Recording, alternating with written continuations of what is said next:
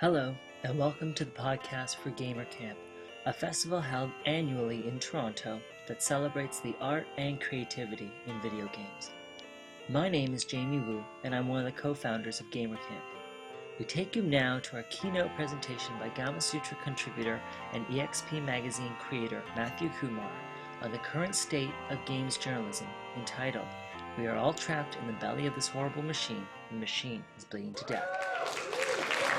So, I'm a games journalist, and the way all games journalists work is that they wait until the absolute last minute, and then they just write whatever comes in their head as quickly as possible. So, I only began writing this talk, actually, at 10 past 11 last night.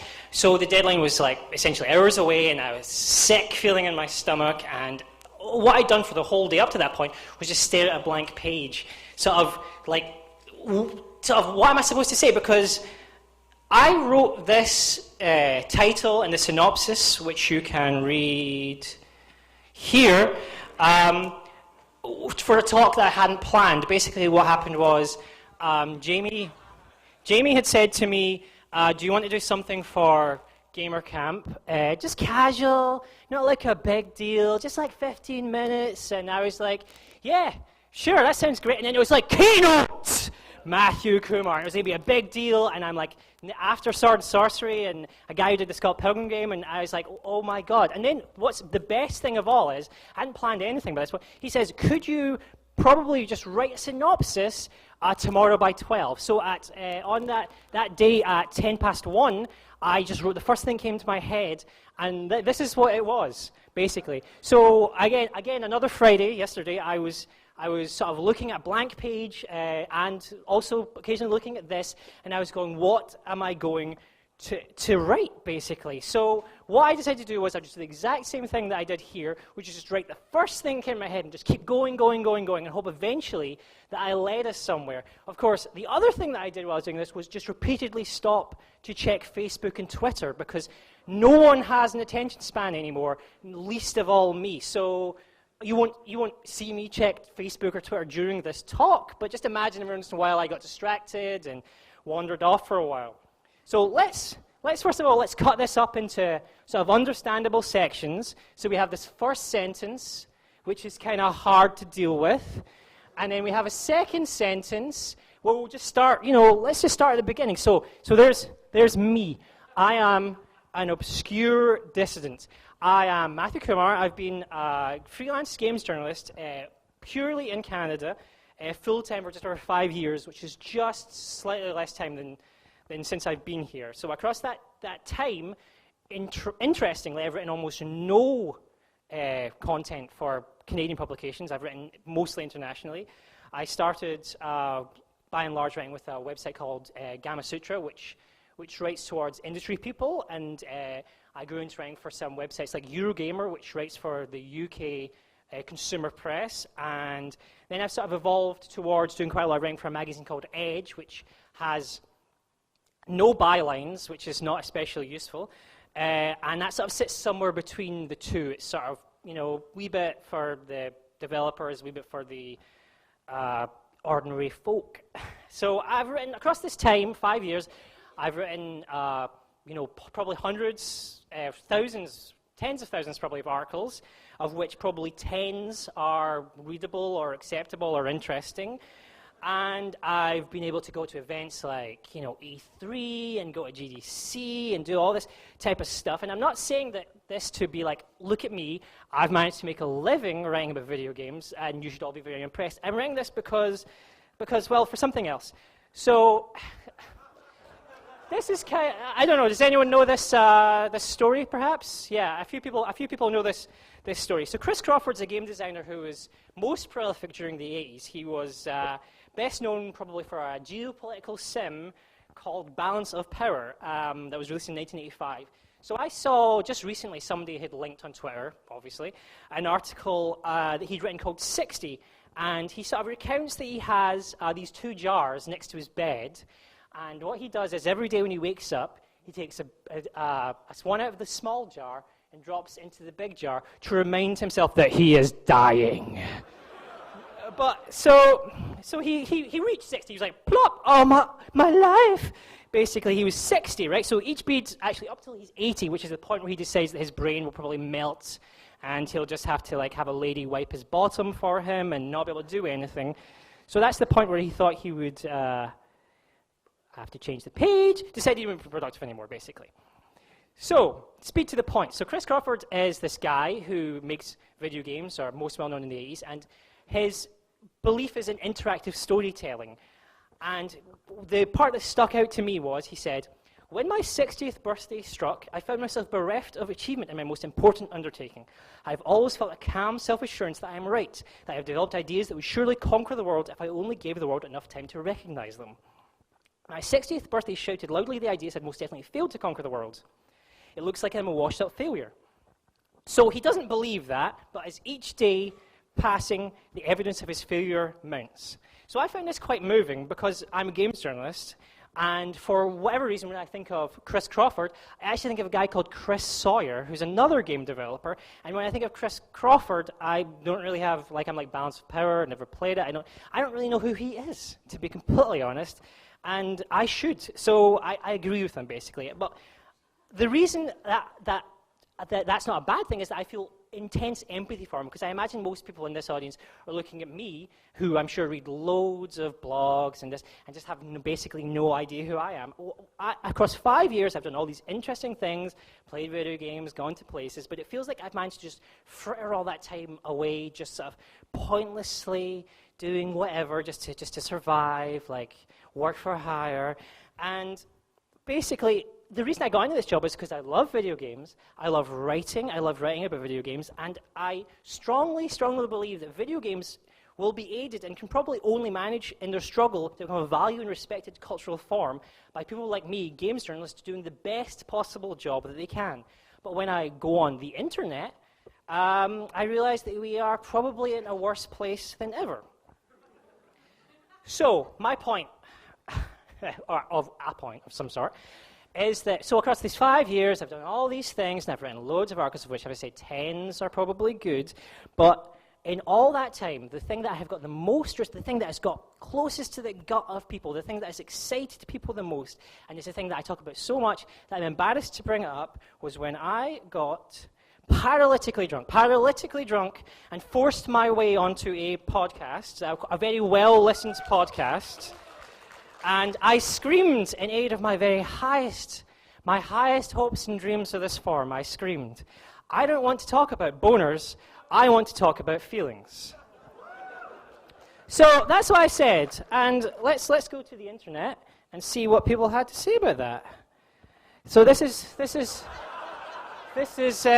what people had to say about the dreams that I have about video games being good, and in fact, like you would like to know, this one in the middle is from a gentleman called Robert Ashley, who is pals with Craig over there, who does a voice for Sword and Sorcery. I noticed I'm not doing a voice in Sword and Sorcery, even though I'm both Irish and Scottish. That's very Sword and Sorcery, isn't it?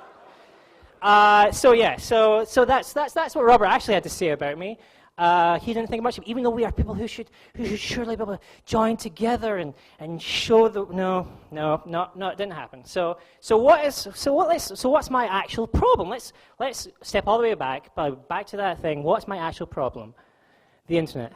Yeah, it's probably just the internet. My problem is that across all this time, to get noticed by people on the internet, who are of all the people that we care about, no matter what Kevin Smith and the movie directors will tell you, is that we want to be noticed by people, and to be noticed by people, you have to be drunk and screaming and just like waving her arms in the air like a lunatic. And the problem is that is infecting every one of us. It's all of us. We go on the internet and we just want to yell and scream and make people notice us and believe us without actually trying to properly talk to each other like human beings. So to sort of explain this, yesterday or the day before, I read an article written by Joel Johnson, who is another freelancer. He wrote an article for Gizmondo. And I don't really know Joel at all. I did meet him once when he was writing for Boing Boing, and I met him, and the first thing I said to him was, "Hello, Joel, you appear to have Boing Boing hair."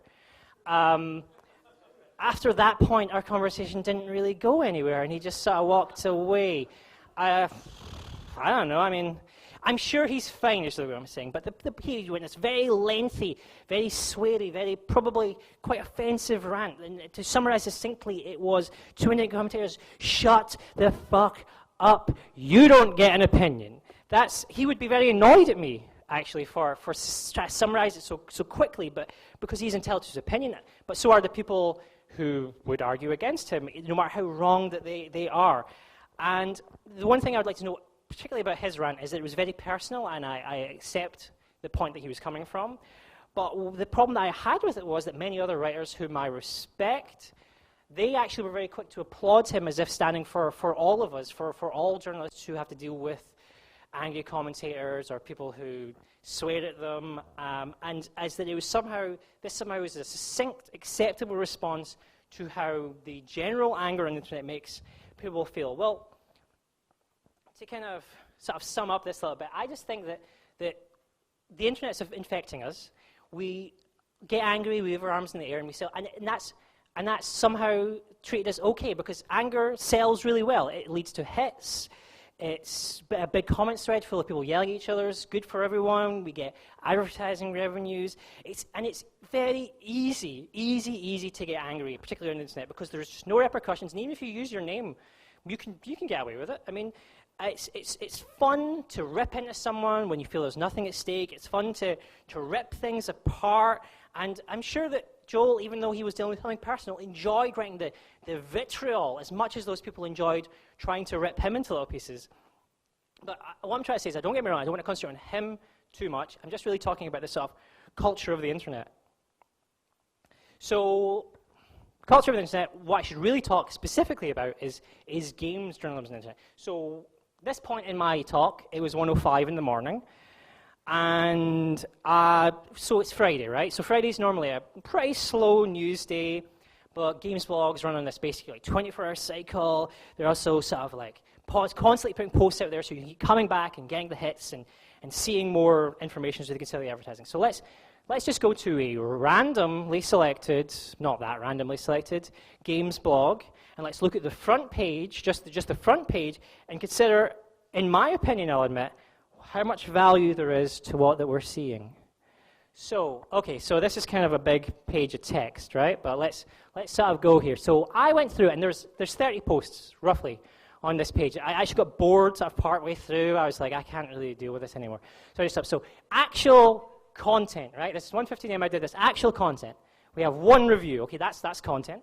We have 4 pieces of actual, honest-to-goodness news that if you looked at them, you'd be like, this is a news story, I have read it, I have gained information. And we have one sort of video that they produced about something, which is good. Okay, so then we get into sort of content, which is one piece of actual news that you split into 3 posts, because then you would go to more pages. So why can't we just have it as one actual sort of like nice thing that we sat down and we read slowly? No. We want more advertising. So nearly content. So we had 2 context-free quotes from other sites' interviews. Everyone does this. I don't necessarily find it interesting, because this is how everyone gets in trouble with developers. They're like, oh, no context, blah, blah, blah. We have 3 screenshots. That's sort of content. I mean, it's not enough that I really want to click on a page. We have one human interest story. We also have one of those at the end of the news anyway, so that's pretty much content. We have one release date, which, again, I mean, is it worth a post? And one ERSB rating, which is the ratings board, which is, I'm being really polite. And then we have not content, things which are not under any circumstances content. We have 6 links to YouTube videos, some of which are on their own proprietary system, but it's just YouTube videos, right? We have one post that is specifically about something they did not consider newsworthy. They're like, hey, look at this news. That's not newsworthy. That's crazy. Why do people report this? And then, so we have one post that if you had typed into Google the question that they had, they were like, what's the deal with this thing? It's like, oh, if I just Google it, I realized that there's no point discussing it, because it's been very well explained multiple times before. And we have 2 pictures of pretty girls, because pretty girls make the world go round. And pretty girls are always useful in a video game news blog. And then we have one advertorial. Everyone needs to pay the bills, but it's not content. And then we have 4 posts. I'm not lying to you. They are about absolutely nothing at all. Just wibble. One, like one was like, hey guys, what do you want to talk about? Just talk about yourselves. No. So let's add this up, right? We have our. I'm going to count even the things that are just sort of content. Add them and let's subtract all the things that aren't content. Oh, there is no content on that big blog. Okay, so we've gone this far. I've swibbled along. What are we learning? So I have a few hypotheses. So the games industry probably doesn't need a sort of a 24-hour news cycle. I just don't think it's actually doing us any good because we're just sort of going to a page, we're looking at a thing, and we're like, oh, should I immediately have an opinion on that thing? At which point I'll get angry, or shall I just move on? And those are the options. And the internet, again, makes us angry. Our anonymity, or sometimes with anonymity, the best way to be heard is just to scream and shout. And I haven't really gone into detail on this. Another thing that the blogs themselves do is be very angry and scream and shout and use offensive words and blah, blah, blah, just to get people into the machine so that they can then be like, oh, why were you being rude about that thing? I hate you. I'm going to... Then that feeds the machine. The machine just keeps churning. Anger feeds anger. And so this final point is just basically sort of summary, basically, which is perhaps journalists and people who comment on blogs and so on should just... We slow down a little and we think about what we're going to say. And rather than splitting our news up into multiple posts for hits and then just saying the first thing comes in our head rather than, because it's the news hit. So the news, if you get the press release at 10 in the morning, the post has to be up by 10:05, otherwise the other blog will beat you to it, and then, well, what are you doing with your life? Well, perhaps you should think, hey, I'm going to look at this press release and I'm going to say, should I interview someone about this? Should I talk to them about it in more depth? Or should I just reword it slightly and put it up in 5 minutes? I just think perhaps if we really want to be taken seriously, and that's all of us, we should probably just slow down a little and think about what we're trying to say. So let's see, taking all of this into account, what do I, obscure, distant, unknown by anybody, what am I doing? So what I'm doing is a self-published print magazine of very, very low print run, which I sell on the internet, which is my undeniably insane attempt to deal with the problem. When you get down to this is it's like picking the well, here's how I'll explain it. I was talking to Mark at the Hand-Eye Society, and I showed him the new issue, and I came up with this tortured metaphor with it, which is that video games journalism is this lovely house. It's a lovely little house in a lovely little street that just people looked at it and they were like, this is a house we all want to live in. And the septic tank exploded, and the septic tank has the internet. It just exploded all over the house, all over like it was using out the windows and down the walls. And so I came over and I said, look at this house, it's covered in shit. And I said to the house, I said, well, I'm gonna clean you up, house. I got this tiny little squeegee. Look at how small it is. It's tiny. And I'm going to clean you with it. So I will go over to the corner of the house. I go to the darkest part of the house, the part of the house that no one can see, the part of the house that no one even cares about. And I start to clean the little house. I'm cleaning the house. And then I look over the other part of the house, and I realize that what other people are doing is, they're like, hey, look at this house covered in shit. Let's shit on this house. And you're like, oh, yeah, I'm shitting on this house. Yeah, have some more shit, house. And then there are people, and they're like, oh, look at this guy shitting on that house. Let's pay these people. These people should be paid to shit in this house.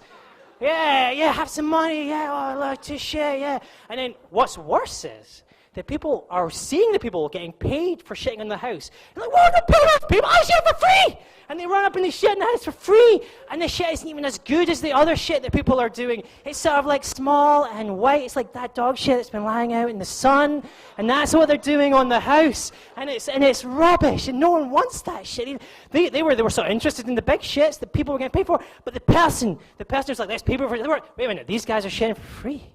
Why are we paying these guys for quality shit? We just take the guys who are just doing shitty little white dog poops all over this house, and we'll just keep using them, and we'll pay them a lot. So that's what it feels like. And what I'm doing, while all this is going on at the other side of the house, I'm back in the garden, cleaning the house. But to be honest, what this is just sort of my ludicrous folly, but based on nostalgia for the classic video game magazines that I read when I was growing up. I'm from the UK, and being a small island and so on with not much to do, there was a fantastic sort of group of magazines in the late 80s, early 90s, such as Amstrad Action for Amstrad CPC, if anyone ever heard that computer here, Euro Sinclair for ZX Spectrum, which inspired the look, and Amiga Power, which had these big long letters pages where people would write in with all the things that their hopes and dreams for video games, the things they didn't agree with in the magazine, and all in a sort of a polite, interesting, funny way that everyone could share, basically, even though you had to wait a fucking month to get the magazine after you sent a letter, and you'd be like, oh, my letter's not even in it, and it'd come the month later, and it would be. Basically, these people would be spurned on by amazing games journalists like Stuart Campbell and a guy called Jonathan Nash, who they recently started an online iPhone game review site called Podgamer, which is worth checking out if you like iPhone games. I don't think it really works. Their writing style necessarily works so well online, but you got to do what you got to do, and you should check it out. And this is just basically my attempt to sort of reclaim that back in some sort of small way, just for me, just so I can have that tiny postage-sized stamp on the house that is clean, that I can look at and say, that's my little bit of a house that, I don't know. So I don't really want to talk about the magazine specifically. Hopefully I'll be selling what few copies I have here tomorrow. I don't know if that's allowed. What I actually want to end on, so by this point in my talk, I've been writing, it was 1:44 a.m., is to talk to a wide audience of people and sort of think about what's the big advice that I can give to make it all better, which is, for the journalists here, for the developers, for the consumers, for the students. And here's my amazing, here's what I came up with, guys. Yeah, whew.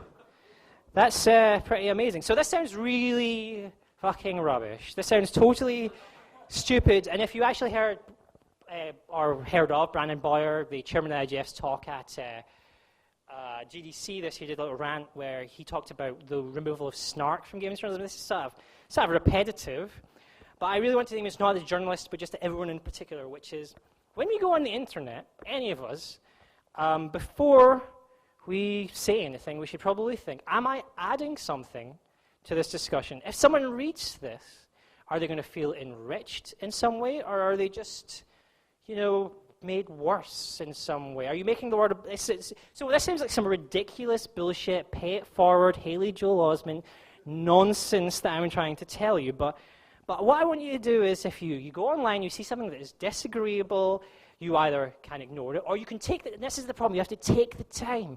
Take the time to really read and consider what is written and read what other people have said, even if they are ludicrous lunatics, and then respond in a positive and respectful manner, which is basically impossible on the internet, but we could try. And the other thing is, just because you think that you could say something doesn't mean that you have to. And what I want us to do is to be positive and do our best to ignore this pointless sort of spin of information that's constantly getting thrown at us by the internet, the 24-hour news cycle, just ignore it and only interact with it, only bother to interact with it when there is something actually worth seeing, some good content that is worthwhile. Now, that's not to say that we shouldn't call out websites when they are, say, very misogynistic, which is very, very often the case and drives me mental, or homophobic, or just disgustingly snarky. I'm sorry, Brandon Boyer. Or if they are just completely self-obsessed and nonsensical, which doesn't come from my self-obsessed nonsensical magazine. It counts for the people on the internet who I don't like. Basically, the point I'm trying to make is if we were all really nice, like the people who really cared about making this industry amazing and awesome, if we all just really thought before we spoke, we could enact a positive change. And I actually promise you that. I mean, everyone here is undoubtedly cynical, and we all did things like, marches against the wars, which happened anyway, and get annoyed at, the bankers and stuff. But what I'm asking you to do is something that's so small, so pointlessly piddly. Just like, let's be nicer, and then that'll actually have a pass-on effect that is actually very possible. I can't actually be bothered to find any. It was really late. I couldn't be bothered to find the sort of things where people had managed to make a difference, but they are there. You can do the research, maybe. Right. So that's basically my point. If you have better ideas, you can let me know, I guess, and I won't do anything with them because it's up to you. And so I have one final slide, which is just personal, which is that I'm just going to use this talk to announce that my new issue of my stupid magazine is ready, and because I'm mental and I don't really like numbering systems, I decided that I would number the first issue -1, I would number the second issue 0, and for my new issue it is numbered both -infinity and infinity. You see, we have a issue which is online. That's -infinity. It's going to be a free PDF, so you can, even if you hate this person on stage right now, you can download it, you can take a look at it, and you can respond to it in a positive and respectful manner.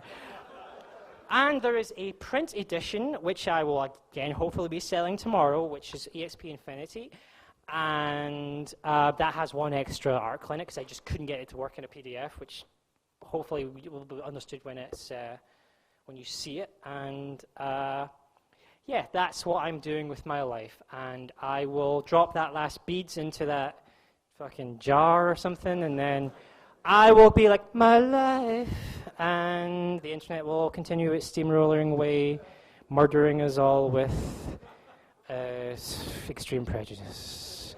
Thank you.